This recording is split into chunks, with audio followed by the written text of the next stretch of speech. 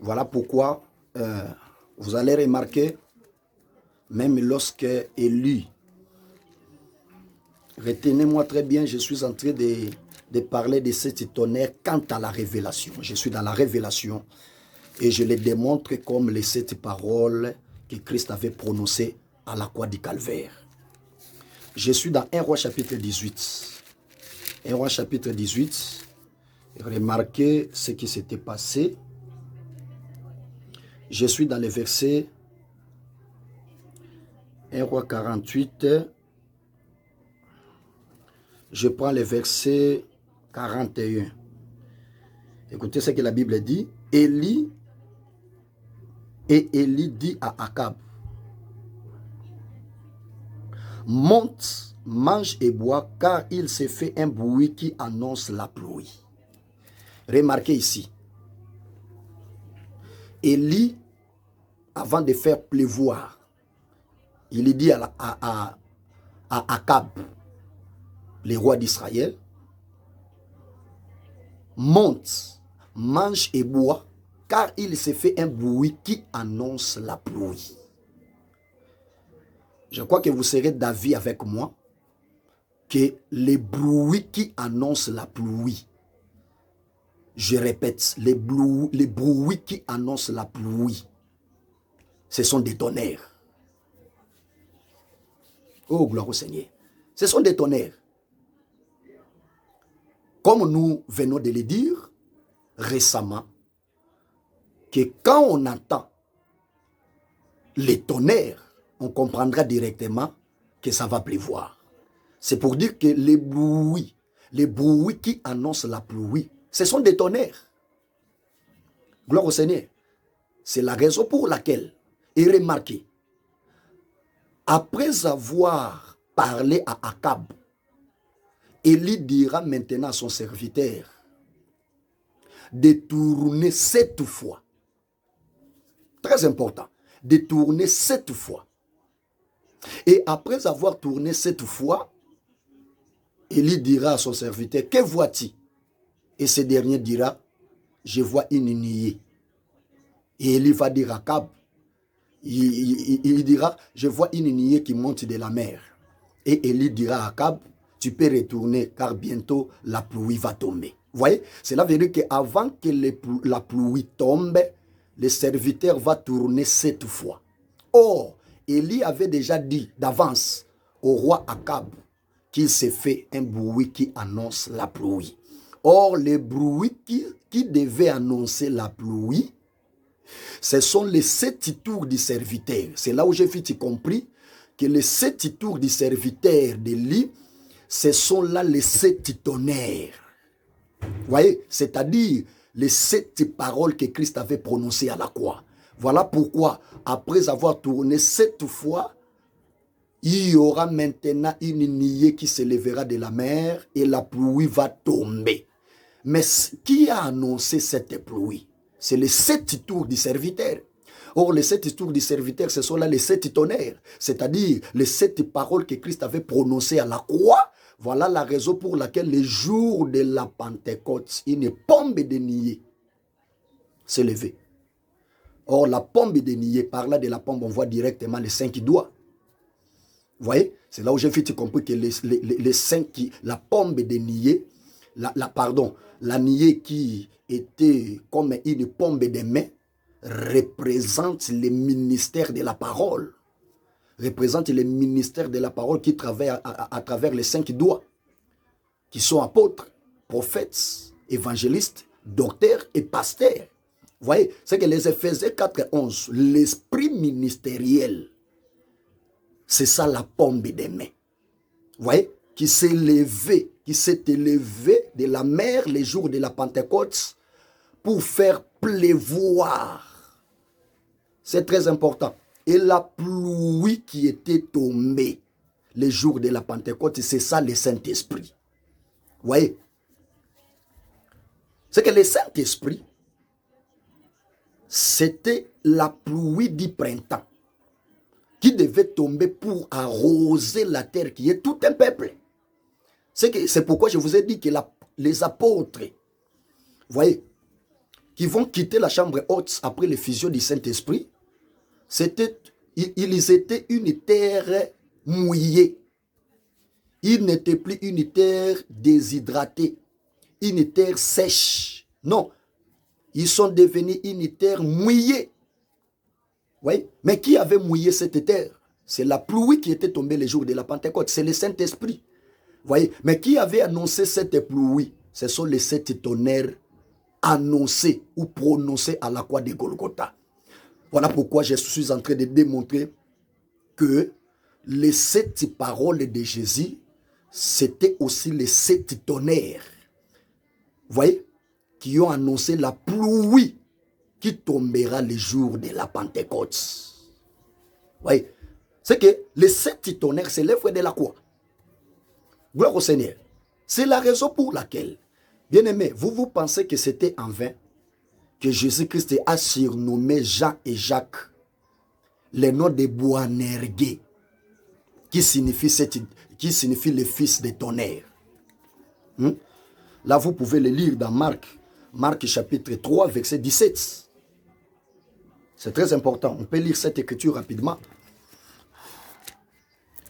Marc chapitre 3. Excusez. Marc chapitre 3, le verset 17e. Écoutez ce que la Bible dit. Jacques, fils de Zébédée, et Jean, frère de Jacques, auquel il donna le nom de Boanerges, qui signifie fils du tonnerre. Remarquez, la Bible dit, Jésus a surnommé Jean et Jacques le nom de Boanerges, qui signifie fils du tonnerre. C'est pour dire que Jean et Jacques, ce sont des fils, vous voyez, engendrés ou enfantés par les tonnerres. Cela veut dire que les 7 tonnerres vont faire entendre leur voix, vont retentir, afin que Jean et Jacques soient nés. C'est très important. Cela veut dire les tonnerres devaient retentir. Les 7 tonnerres devaient retentir pour enfanter ou engendrer Jean et Jacques. C'est très important. Or, nous avons déjà démontré que les 7 tonnerres, ce sont les 7 paroles que Christ avait prononcées à la croix. En un mot, l'œuvre de la croix. C'est la raison pour laquelle Christ, après avoir prononcé les 7 paroles, qui sont en réalité les 7 tonnerres, les jours de la Pentecôte, nous avons vu naissance de Jean et de Jacques. Or, Jean et Jacques représentent Israël et les nations qui ont été nées à la croix du Calvaire. C'est très important. Cela veut dire que Jean et Jacques représentent Israël et les nations. En un mot, Église qui a été née après l'œuvre de la croix. C'est que l'Église qui est née le jour de la Pentecôte, c'était le produit de cette tonnerre. Vous voyez? Que Christ a prononcé à la croix. C'est que Christ a prononcé cette parole comme de 7 tonnerres afin d'engendrer Jean et Jacques. Vous voyez, afin d'enfanter Jean et Jacques. C'est que Jean et Jacques représentent Israël et les nations qui ont été nés après l'œuvre de la croix ou grâce à l'œuvre de la croix. Parce que nous croyons que l'Église était née à la croix du Calvaire. Et cette Église est composée de 2 peuples, est composée de 2 personnes. Qui sont-elles? Jean et Jacques, c'est-à-dire Israël et les nations qui forment un seul peuple, qui forment une seule épouse. D'après Ephésiens chapitre 2, verset 14e, il est notre paix, lui qui de 2 n'en a fait qu'un. Vous voyez, cela veut dire que Jean et Jacques représentent Israël et les nations qui ont été enfantés grâce à l'œuvre de la croix, grâce aux 7 tonnerres qui sont les 7 paroles prononcées par Christ à la croix du Calvaire.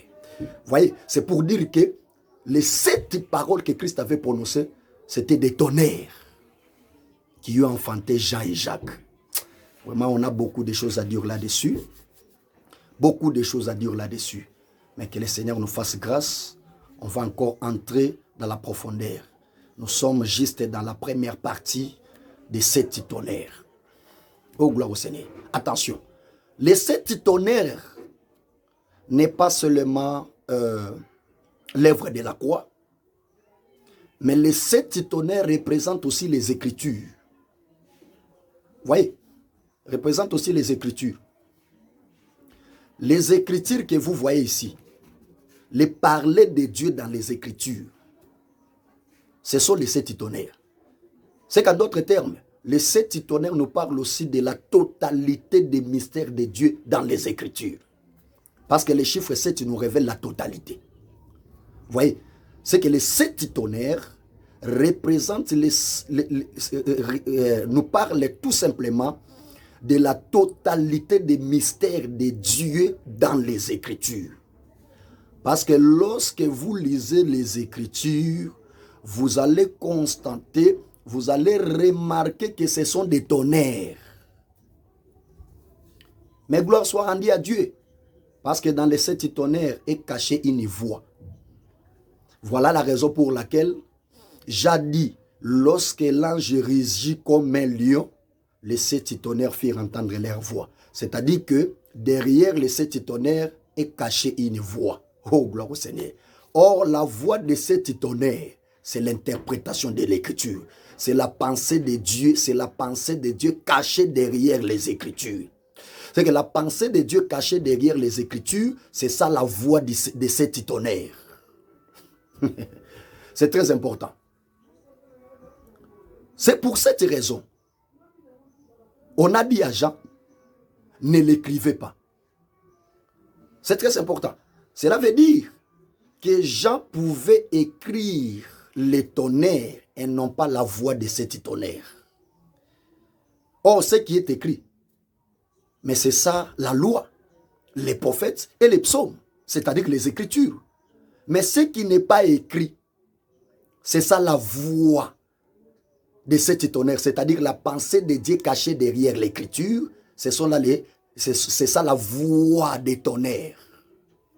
Oh, gloire au Seigneur. C'est la raison pour laquelle quand vous lisez dans Exode chapitre 20, verset 18e, là-bas vous remarquerez que lorsque Dieu parlait, donnait à Moïse les 10 commandements, quand Dieu dit tu ne tueras point, la Bible dit que tous les peuples entendaient des tonnerres. Vous voyez? C'est-à-dire que Moïse écoutait la voix, mais la foule ou les peuples écoutaient des tonnerres. Oh, gloire au Seigneur.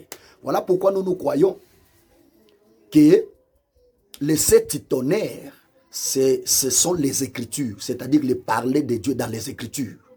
Vous voyez, les mystères. Mais derrière ces mystères, derrière les Écritures, est cachée une voix. Mais pour les comprendre, il faut être Moïse. Voilà pourquoi nous croyons aussi que Moïse, c'est Jean qui a entendu la voix de 7 tonnerres, c'est-à-dire l'épouse qui comprend les mystères de Dieu, qui écoute, non la lettre noire sur blanc, mais plutôt la pensée de Dieu. Vous voyez, c'est ça la voix de 7 tonnerres. C'est ça Moïse qui écoute la voix, qui écoute les commandements, tandis que les peuples représentent les païens. Vous voyez, qui écoutent non la voix, mais plutôt les Écritures sans interprétation. Oh, gloire au Seigneur. Donc, je crois qu'on a vraiment beaucoup de choses à dire là-dessus, mais nous allons continuer par la grâce de Dieu. Je voulais tout simplement dire que cet évangile que nous prêchons, l'évangile de Jésus-Christ, c'est aussi la voix de 7 tonnerres. Voilà pourquoi nous croyons que par rapport à la révélation, j'insiste, par rapport à la révélation, les 7 tonnerres sont déjà révélés. Et tout ce que nous prêchons à l'église, c'est la voix de 7 tonnerres. Vous voyez, il s'agit de la pensée de Dieu révélée par le ministère de la parole. C'est ça la voix de 7 tonnerres. Vous voyez, et si vous n'écoutez pas la voix de 7 tonnerres, vous ne serez pas sauvés. Parce que le tonnerre est là pour détruire. Le tonnerre terrifie. Les tonnerres sèment la terreur. C'est ça l'écriture qui ne donne pas la vie. C'est que si vous priez dans une église où il n'y a pas d'interprétation, sachez-le que vous ne serez pas sauvés. Voilà pourquoi vous devez croire à cet évangile afin que vous ayez la vie sauve, afin que vous ayez la vie, afin que vous ayez les salis. Si tu ne crois pas à cet évangile que je t'annonce, bien-aimé, tu ne seras pas sauvé, tu ne verras pas le ciel. Vous voyez, si tu as embrassé un évangile qui ne vous présente que des choses mondaines, qui ne vous présente que les voyages, les mariages, vous ne serez pas sauvé. Il faut chercher la bonne parole, la bonne nouvelle du royaume, la pensée de Dieu qui vivifie. Parce qu'il est écrit que la lettre tue, mais l'esprit vivifie. L'esprit qui vivifie, c'est ça la voix de cet tonnerre, c'est-à-dire l'interprétation exacte de la parole qui donne la vie. Et si vous croyez à cela, je vous dis que le ciel vous sera favorable.